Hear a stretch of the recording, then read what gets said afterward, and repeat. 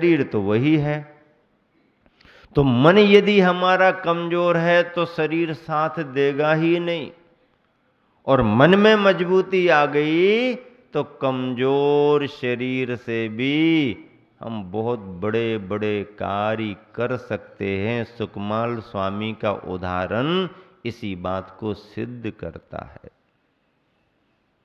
इसीलिए हम बार बार कहते हैं नोबल पुरस्कार, नोबल पुरस्कार, नोबल पुरस्कार किसको मिलता, कौन देता, भगवान जाने, लेकिन तुम्हारे मन का उच्च मनोबल ही नोबल पुरस्कार है। जिसका उच्च मनोबल है उसे पुरस्कार की जरूरत नहीं है, वो अपने आप में नोबल मनोबल, उच्च मनोबल, मोक्ष मार्ग उच्च मनोबल से चलता है।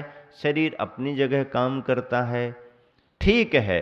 संघनन अच्छा हो तो अच्छे काम हो जाते हैं, संघनन कमजोर होगा तो अच्छे काम सोच करके चाहे करके भी नहीं कर पाओगे। लेकिन अपेक्षित हम शरीर की शक्तियों को यदि उद्घाटित करना चाहें तो बहुत से कार्य भी इस कलिकाल में कमजोर शरीर से भी किए जा सकते हैं।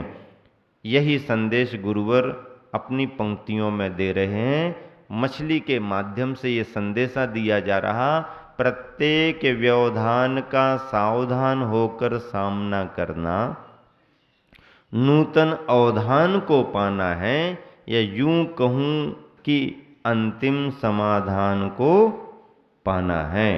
इस तरह से मछली अपनी सखी सहेली को संदेशा देते हुए और बाल्टी के अंदर आ जाती है, और इधर उधर से उतरी बाल्टी में पानी और पानी में बाल्टी पूर्ण रूप से दोनों अवगाहित होते हैं। मछली उसमें प्रवेश पा जाती है।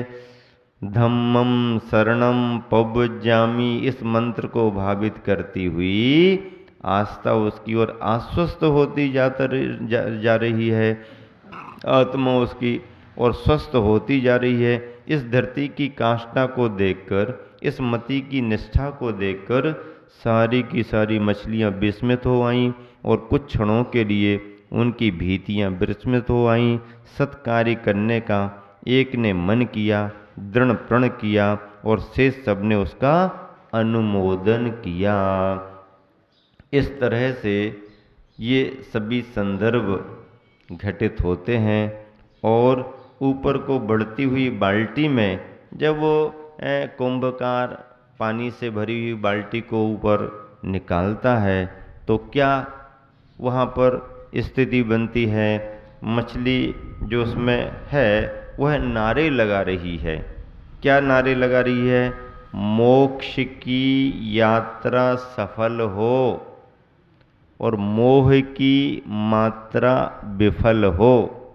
मोक्ष की यात्रा सफल हो, मोह की मात्रा विफल हो, धर्म की विजय हो, कर्म का विलय हो, जय हो, जय हो, जय जय हो।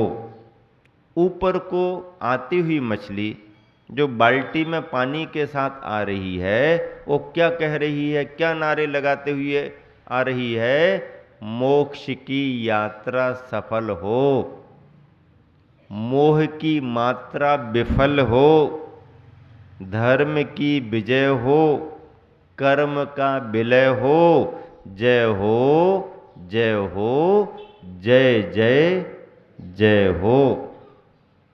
लो समय निकट आ गया, बाल्टी वह यान सम ऊपर उठने को, और मंगल कामना मुखरित होती मछली के मुख से, यही मेरी कामना है कि आगामी छोरहीन काल में बस इस घट में काम ना रहे, काम ना रहे, मोह ना रहे, यही हमारी कामना है। इस शुभ यात्रा का एक ही प्रयोजन है, साम्य क्षमता ही मेरा भोजन है। सदोदिता सदोल्लसा मेरी भावना हो, दानव तनधर मानव मन पर हिंसा का प्रभाव ना हो। दिवि में, भू में, भूगर्भों में जिया धर्म की, दया धर्म की, प्रभाव ना हो, प्रभाव ना हो। इस तरह से ऐसा भाव लेकर के मछली आ रही है, क्योंकि कूप से निकलने का उसका भाव हुआ है और इस विश्वास में वो आई है कि जो बाल्टी कुएं में आई है इस पर धम्मो दया विशुद्धो लिखा है, धम्मम शरणम गच्छामि लिखा है। ये धर्म का आयतन है, इसकी शरण ही श्रेष्ठ शरण है और इसकी शरण पाने पर हमारा उद्धार होगा। इस भाव से मछली बाल्टी में पानी के साथ आ रही है और फिर आगे क्रम क्या बनता है इसकी चर्चा प्रसंग को पा करके कल आपसे करेंगे। समय आपका हो रहा है इसलिए कि मूक माटी निरंतर अपनी यात्रा में आगे तो बढ़ रही है पर विभिन्न प्रसंगों में एक सामाजिक संदेश, एक धार्मिक संदेश, एक पारिवारिक संदेश, एक गुण और बुराइयों में अंतर करते हुए समाज शास्त्र को लेकर के, धर्म शास्त्र को लेकर के माटी की यात्रा संदेश देते हुए आगे बढ़ रही है। आज का समय आपका बराबर हो गया है इसलिए यहीं पर मैं विराम देता हूँ। महावीर भगवान की। मूक माटी में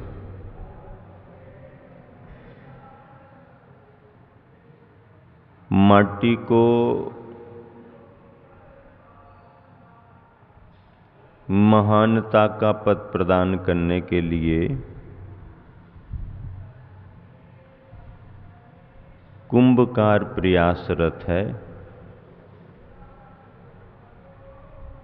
माटी का समर्पण भाव भी जुड़ा हुआ है।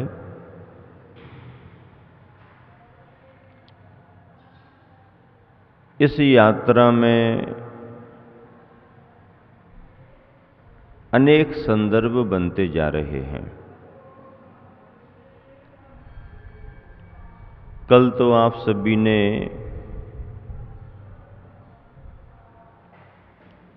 कुएं के अंदर से किस तरीके से पानी निकाला जा रहा है,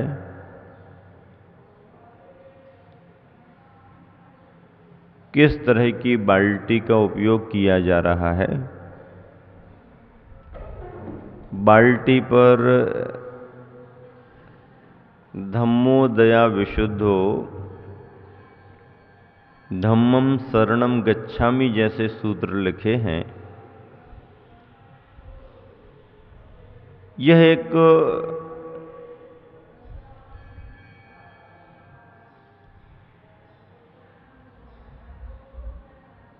संदेश देने वाला कार्य है। पानी भरने की प्रक्रिया सहज है पर उस बाल्टी पर यदि ऐसे धर्म के सूत्र लिखे हों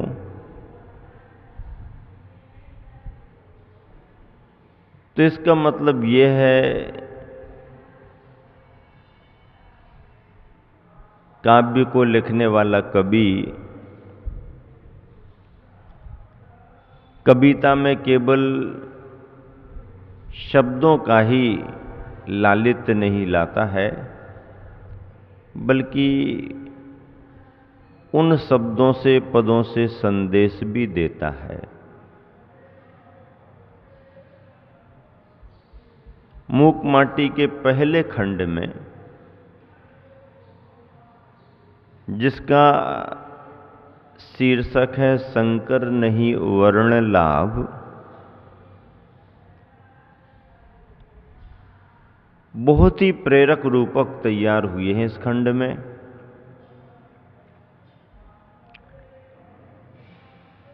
अपनाने की भावना सभी के प्रति होती है पर जिसने अपनाया है और जिसको अपनाया है, जिसे अपनाया गया है वह ढलता है तो लाभ होता है और ढल नहीं पाता है तो बड़ी हानि होती है। माटी और कंकरों के संवाद से यह बात बहुत अच्छे से स्पष्ट होती है।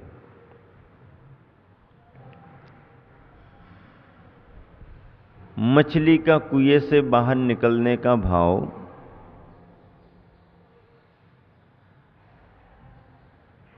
यहां पर जब पानी के साथ मछली आ जाती है और कुंभकार अपने कार्य को आगे बढ़ाता है तो एक बहुत अच्छा संदर्भ मूकमाटी में लिखा है।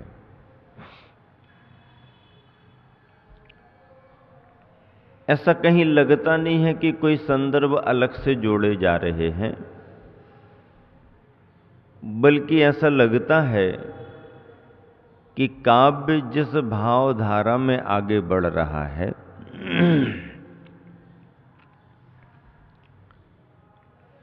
जो संदर्भ घटित हो रहे हैं उन संदर्भों से ही संदेश स्वयं निकल रहे हैं। बहुत अच्छी बात यहां पर आ रही है। एक दृश्य दर्शित होता है उपाश्रम के प्रांगण में। एक देखने योग्य दृश्य उपस्थित हुआ है प्रांगण में। गुरुतम भाजन है, बड़ा बर्तन है जिसके मुख पर वस्त्र बंधा है, साफ सुथरा खादी का। खादी का लिखने का मतलब यह है कि वस्त्र में भी उसकी अवस्था का ख्याल रखा गया है। दोहरा किया हुआ और उसी ओर बढ़ता है कुंभकार बाल्टी ले हाथ में। कुएं से पानी भर करके निकाला गया है, बाल्टी बाहर आ गई। अब कुंभकार पानी को छानने के लिए आगे बढ़ रहा है। उसने देखा कि आंगन में, प्रांगण में बर्तन रखा है। बर्तन भी ऐसा नहीं है, अच्छा है, और बर्तन के मुख पर वस्त्र बंधा हुआ है, लगा है। वस्त्र भी खादी का है और साफ सुथरा है, दोहरा किया हुआ है, डबल, छन्ने को डबल किया है। छानने की इस प्रक्रिया में वस्त्र का उपयोग है, छन्नी का उपयोग नहीं है। जैन परंपरा में जैनी गृहस्थ को उसकी पहचान बनाए रखने के लिए जो 3 बिंदु निश्चित हैं, उन 3 बिंदुओं में एक बिंदु जल गालन, पानी को छानना। 3 बिंदुओं में रात्रि भोजन का त्याग, पानी छान करके पीना और प्रतिदिन देव दर्शन करना। रात्रि भोजन का त्याग, पानी छान करके पीना और प्रतिदिन देव दर्शन करना, ये 3 बिंदुओं से एक जैनी की पहचान बनती है। उन पहचान बनाने वाले बिंदुओं की चर्चा काव्य में आई है। काव्य ये नहीं कह रहा है कि जैनी या अजैनी, काव्य तो ये कह रहा है कि कुंभकार ने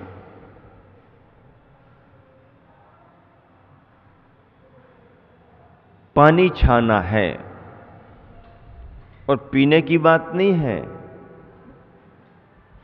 उस छने हुए पानी का प्रयोग तो माटी को मृदु करने में है। बात और आगे बढ़ गई।